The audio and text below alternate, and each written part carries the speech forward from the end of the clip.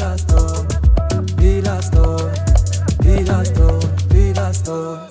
TTV. Yes, hello once again. Ninjye Popo ikiganiro bookstore nk'ibisanzwe on TTV. So I'm back tugiye komeza kubana. Ndabashimira cyane abantu tuba turi kumwe mu buzima bwacu bwa buri munsi mu buzima bwo gusoma muri bookstore by'umwihariko. So uyu munsi uribaza none nzanye n'ikiye gitabo ndagaruka kuki. Ngira ngo abantu tuba turi kumwe barabizi ko ari igitabo njya mbasomera cyitwa Trespass. Kivuze kwinjira utahawe uruhushya. So uyu munsi ndakigarukaho kubera ko ibindi bintu nasomyemo nabonye ari ibintu by'ingenzi kandi bigenda bigaragara cyane mu buzima bwacu bwa buri munsi. Kwinjira utahawe uruhushya ni iki? Nk'uko mubizi umuntu ashobora kwinjira mu buzima bwawe ukamwakira nk'uko n'undi gitabo kibitubwira, ariko bigenda bite? Ngira ngo twagisomyeho ibintu byinshi. Uyu munsi noneho icyo nabasomeyemo n'ukuntu umuntu ashobora kwinjira mu buzima bwawe akaba ari wa muntu uri bugusigira igikomere akagukomeretsa ukababara. Bigenda bite? Gutubana n'icyo gikomere, wiyumva ute? Ibintu nk'ibyo nibyo ndi bugende ngarukaho. Ikintu cya mbere ukwiye kumenya nuko kuba warakomeretse cyangwa se kuba ubayeho muri ubwo buzima ufite agahinda ubana nako ni ibintu bisanzwe normally. Ntago waciye nk'amabere, ntago waranduye ibitunguru by'Imana nk'uko bajya babivuga, no. Ahubwo ibyo ni ibintu bisanzwe kuba wabana n'igikomere. Ahubwo kuba ufite igikomere si ikibazo, ahubwo ukwiye kubana nacyo gute. Ikindi ugomba kumenya ko igikomere ntago kijya gikira. Buriya ntago kijya gikira ngo kuko igikomere ndimo ndavuga ntago ndi kuvuga kuba wasitaye ugakomereka ukagira agasebe utuntu tumwe na tumwe tukakwangiza, no. Ngenda ndavuga igikomere uba ufite mu mutima, warababaye, ufite ibintu wahuye nabyo bikakubabaza bigatuma usigarana ikintu cy'igikomere kidashira kubera ko ni bya bintu byaragushegeshe cyane. So rero icyo gikomere ntago kijya gikira, ahubwo ubana nacyo. Noneho uko igihe kigenda gishira ubana nacyo, igihe kiragera ukakimenyera ukamera nk'aho ari ibintu byawe ugomba kubana nacyo. Kiba kimeze nk'umuntu ubana n'ubumuga, reka mbivuge gutyo, kuko ahantu gitandukaniye n'izindi ndwara. Iyo urwaye indwara uravurwa, ujya kwa muganga bakakuvura ugakira. Iyo ufite ikibazo cy'amafaranga urayashaka ukayabona bigashira, ariko igikomere ufite ku mutima cyo ntikijya gikira at all. Ntago gikira, ahubwo ubana nacyo bikagera aho bikamera nyine nk'umuntu, nk'ibintu nyine byabaye ibintu byawe. Niya ndwara nabyo kimeze nk'indwara idakira. So kuki ngarutse ku gikomere, kuki ngarutse ku buryo tugomba kubana n'igikomere, ni ukubera iki? Usanga umuntu ufite igikomere, umuntu wababajwe, abayeho mu buzima bwo kwiheba, akumva ko byararangiye, akumva afite n'ipfunwe sometime bitewe n'igikomere yagize uwakimuteye, kuko nta bandi badutera ibikomere, nabo tubana nabo, nibyo duhura nabyo, abo dukora nabo mwiganye, abo muvugana, abo mubana mu rugo, umuryango, abo bantu bose nibo badutera ibikomere, nta bandi. Ntago wowe ushobora kwifata ngo wikomeretse ngo wumve witeye agahinda, no.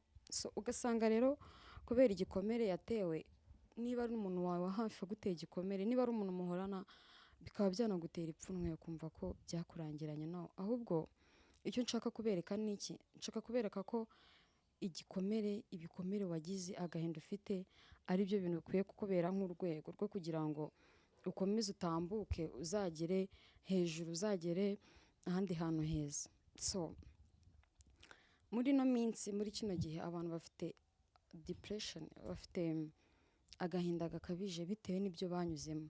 Kubera iki? Igikomere nacyo gishobora kugutera kano gahinda, ariko ntago ari byo ndi bwibande. Ntago ushaka ko tuza mu negative side y'ibikomere dufite, kubera ko nimba ufite igikomere ukumva ko nyine shase ko nibabariye, ariko tekereza isi yose abantu bafite ibikomere, abantu bababaye bagiye bakituriza, akumva ko nyine nimba yarababaye nyine ubwo ngubwo byararangiye, that was his life, akumva ko nta kindi kintu kizarenga. Utekereza ukuntu isi twayibamo imeze, twaba tubayeho mu buzima bubi bubishye, ntago wabyumva. Niyo mpamvu ibi bikomere ikintu tubikoresha ni kimwe. Ibi bikomere twahuye nabyo tubigira nk'urwego, tubigira nk'ikiraro turi bwambukireho tugenda. So reka mbabwire kino kintu buriya guhura n'igikomere si ikibazo, ahubwo igikomere iyo uhuye nacyo of course urakomereka, ariko iyo umaze gukomereka cyagukomerekeje urakomera then ugakomeza abandi. Kubera iki? Gute? Tekereza ubuzima bwawe bubaye bubayeho kuva ku wa mbere kugera ku cyumweru uhora useka nta kintu na kimwe kikubabaza, for sure uba ubayeho ubuzima bubi. Kiriya gihe ahubwo uba ukwiye no kwifata ukibabaza, wakikubita, wakigira iki, kubera ko iyo uba mu bintu bikomeye nawe uba umuntu ukomeye. Sinzi niba mujya mubibona, abantu bageze ku bintu bikomeye baba baraciye mu bintu bikomeye, abantu babayeho ubuzima bukomeye bwiza nabo baba baranyuze mu bindi bintu bibagoye. N'iki gihugu cyacu kuba kigeze hano cyaciye mu bintu bikomeye. Ni ukuvuga iki? Ni ukuvuga ko igikomere, gukomereka kwawe nibyo bigomba kugukomeza then ukaba undi muntu kugira ngo uzajye ubwira n'abandi, kuko njya mbibona nk'abantu bigisha ijambo ry'Imana ngewe wenda abantu bemera bitandukanye, ariko ntabwo ntekereza ko umuntu ashobora kuza akakwigisha ngo ibibazo ufite bizashira, ngo humura bizagenda bitya, we nta kibazo na kimwe yigeze ahura nacyo gisa n'icyawe. Gute se wabyizera ute? Ariko iyo ufite ikintu wahuye nacyo gikomeye, nawe gukomeza abandi biroroha, kubera ko urambwira ati nanjye byagenze gutya, ati maze we biroroshye, so icyo kintu kikagufasha ukumva ko atari wowe wenyine, ukumva ko kuba warakomeretse kwari ukugira ngo uzatume hari undi muntu nawe ukomera ku bwawe. Ikindi ukwiye kumenya ni iki? Ni uko igikomere ufite, agahinda ufite, ntabwo ari wowe wenyine ubifite. Ishyiremo ko, iyumvishemo ko atari wowe wenyine umerewe gutyo. Ibyo bizagufasha iki? Uzarebe iyo bajya bavuga ngo urupfu rwa benshi ni umunyenga, ariko ni imvugo nyine, ni imvugo. Ariko icyo nshatse kuyivugaho ni iki? Iyo atari wowe wenyine ubabaye, nyine wumva umusonga wawe ugabanutse, wumva ibintu byawe wumva byoroshye. Ariko uzarebe niyo ufite ikibazo ubabaye, nta n'umuntu ukwitaho, ntawe akubwira ngo umerewe ute, ntawe akubwira ngo wiyumva ute, ntawe akubwira ati humura biraza gushira. Nshuti yanjye, uragenda noneho ukumva urimo no kugenda usaza, ukumva urimo no kugenda mu ruhu rwawe rukanyarara. Ariko icyo nshatse kuvuga ni iki? Ugomba kumva ko ntabwo ari wowe wenyine umerewe gutyo, hari abandi bantu benshi ugomba kumva ukavuga ati ndetse katari njye njyenyine, ariko hari n'abandi. Abo bandi rero ikintu bagufasha ni ukumva ko ubuzima bwawe bukomeza, ni ukumva ko nimba hari n'abandi bamerewe gutyo, none se bo ntibabayeho kandi babayeho neza. Ikindi ukimenyereza guhora wisekera, ibintu ukabyoroshya. Mpora mbabwira iki kintu, hari umuntu usanga ubuzima yarabukomeje, yarabipanitse, nta byishimo yigera muri we. Noneho wibaze kuba ufite igikomere, ufite agahinda ubana nako, ukaba utanaseka, ukaba utishima. Ntabwo icyo gihe maze aba ari agahinda gusa kabigutera, ahubwo icyo gihe nawe ubwawe uba uri kwitera ibikomere. Hari ibikomere biterwa n'abantu, ariko igikomere witera giterwa n'iki? Iyo utishima ubuzima bwawe igihe kiragira, none ukazifuza kwishima, ukajya wihigamo ibyishimo kubera igihe urimo, ukabibura pe, ukabibura. Icyo ndi bugarukeho ni uburyo ugomba kubana n'igikomere cyawe kandi ukishima, ukumva ko ni ibintu bisanzwe normally. Kuba n'ubundi warubayeho neza ni kimwe n'uko n'ubundi n'ejo wabaho nabi, kandi ukumva ko ibihe bigenda bisimburana. Uyu munsi ni bibi, ejo ni byiza, umunsi ni byiza, ejo ni bibi. So ntago rero igihe gihora ari kimwe. N'ikimenyimenyi ubu ngubu turi mu gihe cy'imbeho, ahantu hose, hafi ya hose abantu bose barakonje, ariko hari n'igihe kigera noneho abantu bakumva bagenda bambaye ubusa. Uri kumva ukuntu biba bitangaje. None se nimba ibyo bihe biriho ari Imana yabiremye, kucyumva ko wowe imitsi igomba guhora ari imwe, ngo uzahora wishimye? No, ntabwo ari itegeko, nta nubwo bishoboka, nta nubwo byabaho.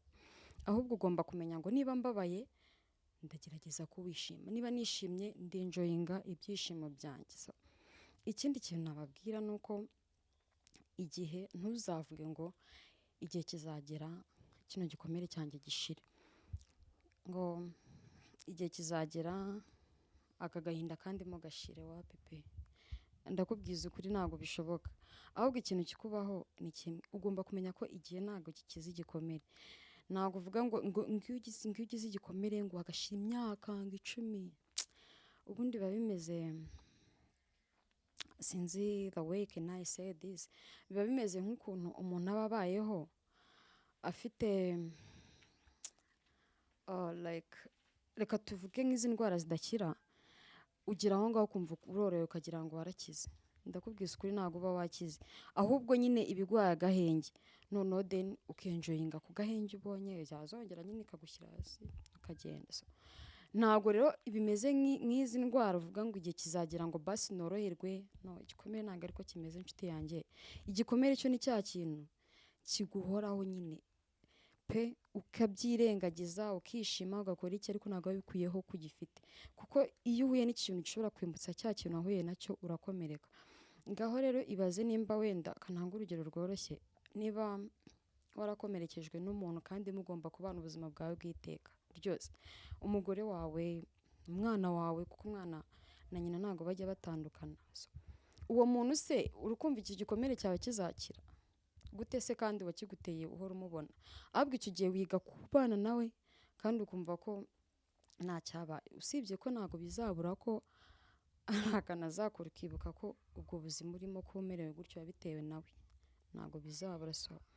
Ubu buzima tukwiye kubamo twumva ko ibintu byose bishoboka, simply nta kintu kidashoboka. Niba umuntu ashobora kuva hasi from zero up to hero akaba umuntu ukomeye, undi nawe akava hejuru akamanuka, kuki wumva ko se ubuzima bwawe buzahora buri straight? Ntabwo bibaho.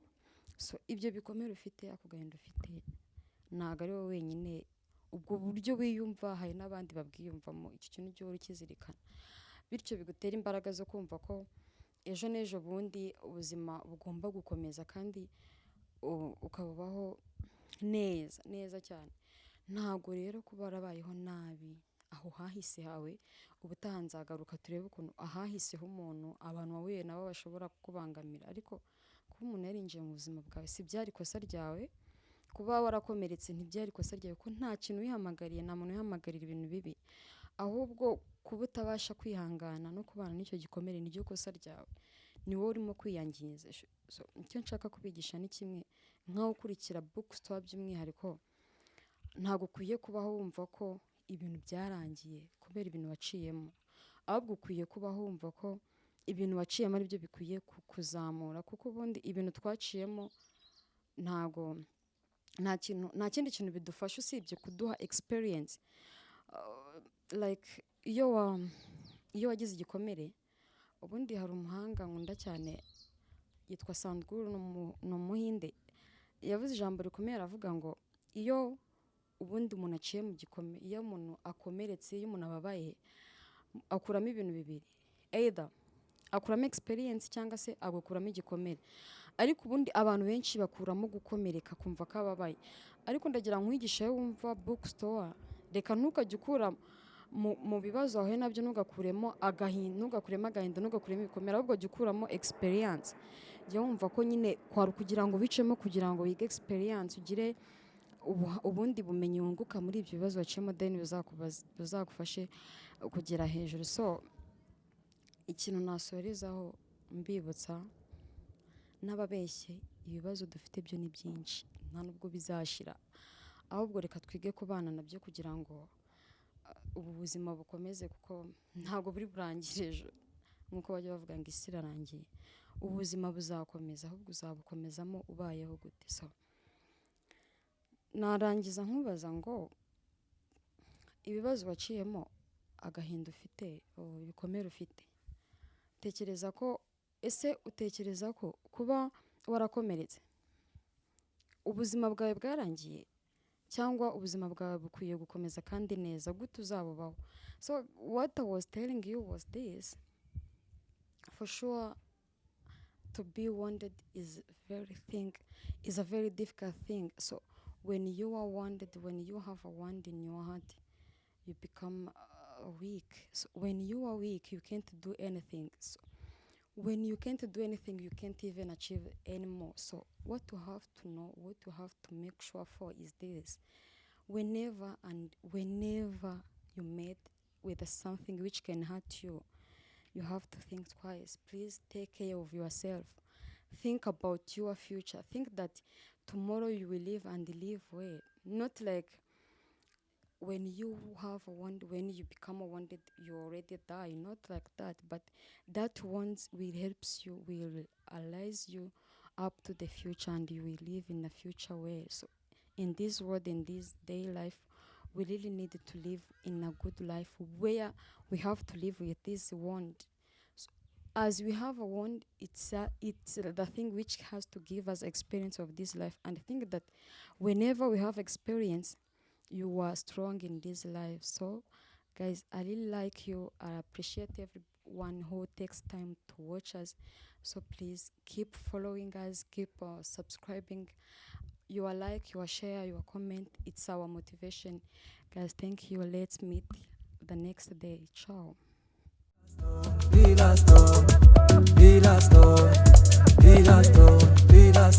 Wanted TV.